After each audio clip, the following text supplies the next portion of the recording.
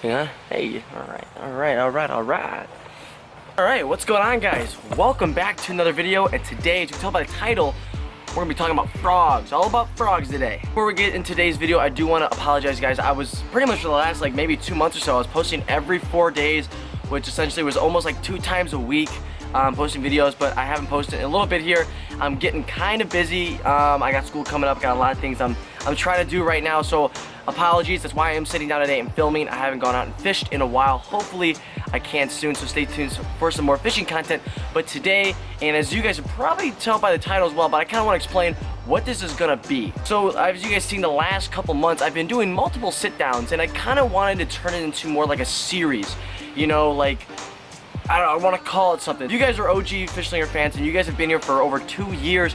You know that 2 years ago, George and I filmed a video, and we called it a Slinger cast. We had like a little whiteboard, it said Slinger cast on it. That's what we were gonna call things when we sat down and talk tips and talk tricks and talk, you know, anything really. I kind of want to bring that back. So today, this is gonna be Slinger cast episode 1. Now, Slinger cast, what that's gonna be. So like I just mentioned, it's gonna be sitting down where we're talking tips, tricks, techniques, a bunch of stuff like that, and possibly like story times if you guys want it. I just wanted to get you guys familiar with this. I'm gonna do this more often, especially when I go down to school. Would like to, you know, implement this in my channel, do it a lot, because a lot of you guys do ask me for tips. Now, without further ado, we're gonna break into today's video. I got some frogs here in my Carl's Bait and Tackle box, and I'm gonna be showing you guys kind of like my top secrets on frog fishing. So without further ado, let's break into the box. So I got a couple of frogs here. I'll show you guys them as we go throughout the video, but we're gonna start with tip number 1, secret number 1, that being cast it on the bank. Now hear me out, okay? I know some bank fishermen are like, how are we supposed to cast it on the bank? There are different angles you can hit.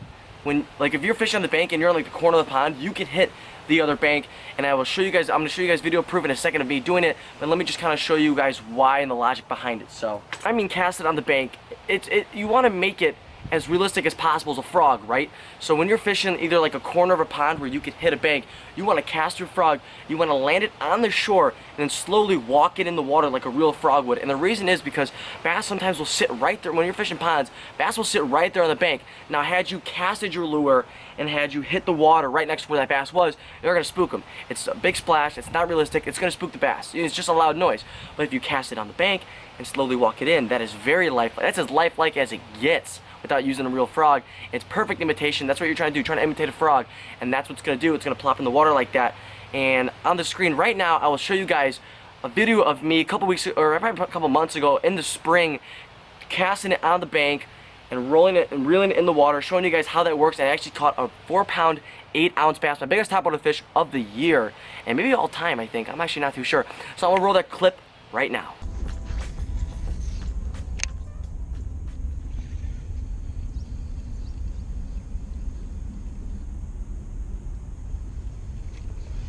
There's one on the top water, on the frog. Let's go. Literally casted that on the bank and walked it in. Oh, it's a nice one. Oh my God, that's a nice one. Oh my God. Oh my God, this is a nice one, dude. Dude, this is a nice one. Oh my God. Shit. It's a beauty, that's a beauty. Oh, it's a beast. Let's go. Casted it on the bank, let it roll in the water, and he just blew up on it. And I knew it was big because he stayed down, and he kind of sucked it under. This thing's an absolute beast, dude. This just changed my entire day. Here's the bass on the topwater frog, an absolute beast of a bass. We're gonna put her back in the water, get her some, you know, get her going. And I got a scowl, we're gonna get a quick weight, get a bunch of cool pictures, and put her back.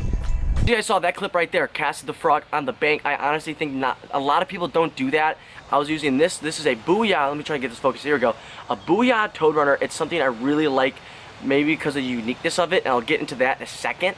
But it's just a, you know, it's a weedless topwater frog, and this thing just, you know, plops in the water. This thing is taking a beating though. Look at this thing. This thing has gotten destroyed on the ponds for me this year, so I'm definitely gonna have to pick up some more. I will be linking everything. I show you guys down in the description below, so if you want anything, feel free to pick it up. And that was tip number 1, cast it on the bank. I think that's different. I think it's huge for imitation. And now we're gonna go into tip number 2. So tip number 2, something I like to do is to use different baits, use unique baits. Always switch it up when you're throwing top water. And the reason I say this is because I was fishing a couple weeks ago, and I was throwing this frog a lot, and there was a lot of weeds, but like I was missing some bites, you know, because sometimes the hooks that are harder with these hooks, and it just wasn't working, it wasn't clicking, but I knew top water was the move, so then I changed it up to the spook. This spook right here, I've used a decent amount of times, and I've actually caught some decent bass on it, and the blow-ups on this are 10 times as fun as the blow-ups on this because they completely destroy it. So I'm going to show you guys a clip right now of me using a spook, me switching to a spook and catching a fish on it. Let's roll that clip right now. Right in front of the lilies. Oh my God, how did he not get that? Got him, there we go. Let's go, on the spook. That's a good one, dude. That's a good one. Go, boys. Let's go. Right in the top of the mouth. Not a bad one, dude. Like I said, he's actually, like, he's barely hooked, man. He missed it, actually, the second time again. Landed on the outside of his face. Not too shabby, boys. Let's go. As you guys saw in the video, I switched up to the spook. I was using a frog, like, all that previous morning. I caught, like, one or two, but I was missing so many blow-ups, and I'm like, you know what? I need some more hooks on there. And I think the fish are still hitting top water, and this thing just got destroyed out there. I loved it. And another thing, reason why, let me go back to this first bait. When I'm talking about changing up the bait, you know, because use something unique, use something different, change it up. Another reason I like this is because not only can you throw this right in the pads or right in the thick weeds, except when it gets out of the weeds, this tail will start flopping. This lure is like one of a kind, to be honest, and it's not very popular. So I do like to change up my topwater baits a lot, whether that be sometimes just, you know, reeling in a popping frog slow just isn't working. Sometimes you gotta go to the erratic spook, something like that. So I always like to change it up. I think you guys should as well. So when you're hitting the water next time, bring an assortment of frogs, different types of spooks and whatnot, and change it up. Alright, and to wrap up today's video, we're going through it pretty fast, but I'm trying to get a lot of information to you guys as shortly as I can, so you guys continue doing whatever you do for the rest of your day. But tip number 3, that is change up the retrieval. The retrieval is huge, and I've gotten so many DMs like, hey, how do I retrieve my frog? How should I pop my, my popper?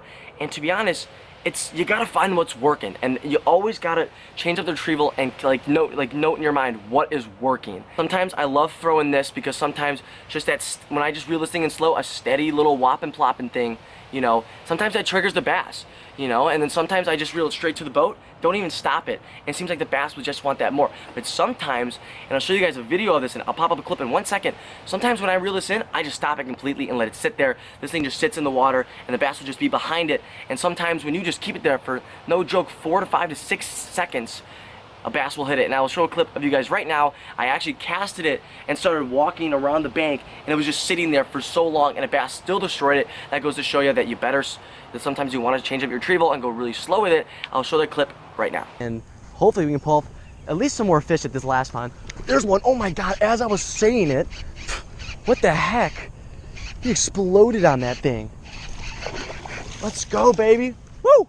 As I was saying, I hope we get some more fish. Hey, I got one.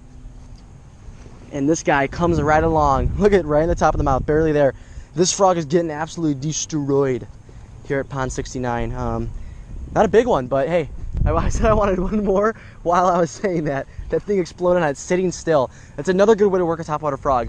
If you're wheeling this thing in, man, let it sit there, because bass will follow it up and just look at it, and sometimes we'll crank it like that one just did. So get a quick picture and we'll put her back. Now that you guys saw that clip, I mean, that's how important it is. You want to, oh, we got some wind coming in. Hopefully that's not messing up the audio too much, but that shows why you should kind of slow it down sometimes, and sometimes why you should pick it up. I got these 2 frogs right here. You guys know I use this Spro frog a lot. I also have this other green frog right here. It's just like a small, I think it's one of like a live target one. Hollow bodies, very weedless, very weedless.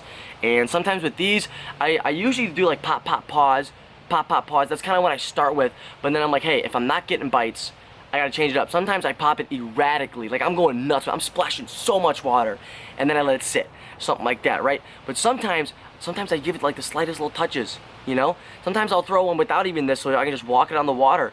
I'll just give the slightest touches, because sometimes they don't want that crazy erratic splash. Sometimes they just want it to be slow.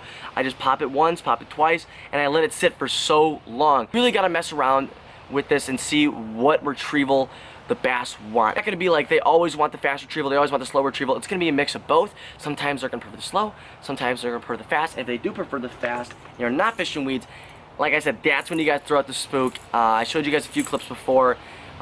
This thing gets absolutely destroyed. I actually posted a recent video of me using a frog and a spook, but I got some insane blow-ups on the spook. So if you guys want to see some of these tips put put to use more, click up here. I think I'll put like a link, I don't know where it goes, somewhere up here of that video. I dropped that one last week. Well, I think change up the retrieval is huge. It's never gonna be one thing. They're always changing it up. The bass are always in the mood for something else, so you gotta adapt to what the bass want. So that's gonna wrap it up for today's Slinger cast. If you guys did enjoy today's video, hit that thumbs up button down below and hit the subscribe button if you're new. We're like 10,600 subscribers. The road to 15,000 is on the way.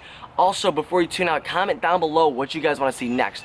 So pop some comments here. I'll also be doing stories on Instagram where I ask you guys what you guys want me to do next. And whoever says the most responses, I'll pop you guys up on the screen for the next video and we'll talk about that. I want to turn the Slinger casting thing into a bunch of informational stuff. I want to teach you guys a lot of stuff. A lot of people have been asking me to do tips and tricks, and you know, it's my time to sit down, and I think no better time than now to give you guys some tips and tricks. Alright, so I was still filming there. My camera turned off because it's like 95, it's like 91 degrees out here, and it said like camera's too hot, it needs to cool down. So let it cool down for a couple minutes, but I gotta sign you guys out now before it comes back again. So thank you guys so much for watching the first episode of Slinger Cast. I will catch you guys in the next one. Peace out.